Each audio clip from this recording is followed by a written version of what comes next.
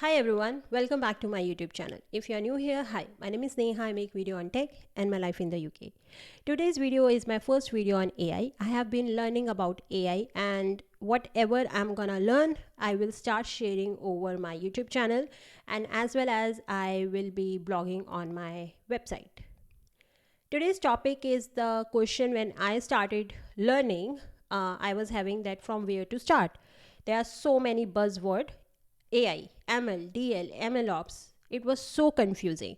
So what I did was I started reading more about learning more about AI. I started talking to people who are the machine learning developers. I started talking to them and then I started getting the clarity. I have already written a detailed blog on this the same question, so you can go to my website and you can read about it. It is in very detailed. In today's video I'm gonna talk about the same thing but not as in detail as this blog is. Okay, so please go, if you are someone who loves to read, then this is the place you can go and read. Okay, so let's start breaking down that what is AI, ML, DL, what is the relationship between them, why we are even talking about it, and if you want to start with AI or ML or DL, how to start. So if you will go right now and you will search on internet AI, machine learning, deep learning, you will see this particular kind of diagram. This is a very popular and important diagram. Now here you will see at the outer we have artificial intelligence. What it is, it tries to mimic the human intelligence. It doesn't replace it, it mimic. Then we have machine learning, where we teach systems to you by using data. So we train our systems that this is the data, and then we train them on the basis of that data. And then we have deep learning. This is basically they are specialized methods. They use neural networks and they try to recognize the patterns and try to extract the patterns out of that data which is provided. So AI, ML and DL, now all these three are related to each other, and with time actually things are becoming so accessible. Basically AI is becoming so accessible because of LLMs, foundation models, that we developers can see the can use and can understand the use of data. So in deep learning, in machine learning, in AI, the data is the core, and this is how these three are related. The data is common in all three layers, and AI is able to mimic human intelligence because of machine learning and the deep learning. So if just to answer the question how AI, machine learning, deep learning are related, this is how they are related. Why data is important, just explain you the data, why data is important. So this is about this diagram. Now we understood these three things, but from a developer perspective, what it means. Now we have these layers. It means that we have three layers, three frameworks and roles. So the first is application development, then model development, then infrastructure. Now application development means you will work with the pre-trained models and build intelligent apps. So you have OpenAI, you have Olama, all these are available right now, the models. So you can just pick them and start building your apps. Model development.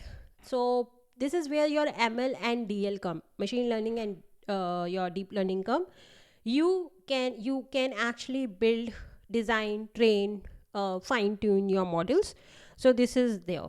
Infrastructure means now you will be handling the scaling, deployment, automation, performance, everything of your AI apps or your models.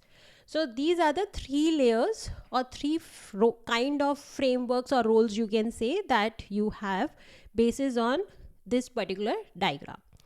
Okay, so but which path to choose? This is the most interesting thing, that which path to use. So if you have an idea and you don't want to go into the detailing of how to train a model, how to build a model, all these things, you can do the application development. Basically, you will be a AI engineer. You will pick the available model. You don't need to go inside internally to understand how model is working. You have an idea, you will just use that model to get your product working. Definitely you can train your models by using rags or fine tuning. That's a later part. But this is what AI engineering is, basically application development. Now, if you are a developer like me, a full stack developer, a front end developer, a software engineer, and you just want to start with AI, this is from where you can start. What tools you can use? You have OpenAI API. You need to take that API to access the models. Then you have LangChain framework. So all these are available for you to start using. Now, if you are someone who are into maths complex part, who loves algorithms, they can go for the model development. You will be the one who will be doing the preparation of data, training, tuning, testing, everything. What you will be using, might be using PyTorch, TensorFlow, etc. If you are someone who is into DevOps, who love networking, deployment, monitoring, then infrastructure will be your field. So as an engineer in AI domain, you have these three paths. Application development, here you don't need ML or DL knowledge to start. If you are an engineer, irrespective of how much of experience you have an idea, you can start from application development. If you are someone who loves algorithms, maths, complex stats and all that, then model development is gonna be your career choice. Infrastructure, I would say it could be a different field altogether, like MLOps, or as an application developer, you can also get into infrastructure, understand it. So just to get you familiar with, once your application is ready, how you are going to deploy it, how you are going to scale it. And same goes with the model development, that if once you are done with it, there is no harm in understanding the infra part. But if you are someone who is coming from DevOps or has interest in DevOps, this infrastructure, basically MLOps, is a good career path. So these are the three career path you can choose of. Now, do you need the ML and DL? If you choose the first one, application development, do you need the knowledge of machine learning and deep learning?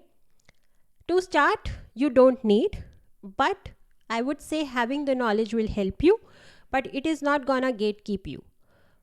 I would say start with your application development, and with time, as you get more insight, as you will spend more time with models, you will start understanding by yourself, or you can start exposing yourself to the ML and DL slowly.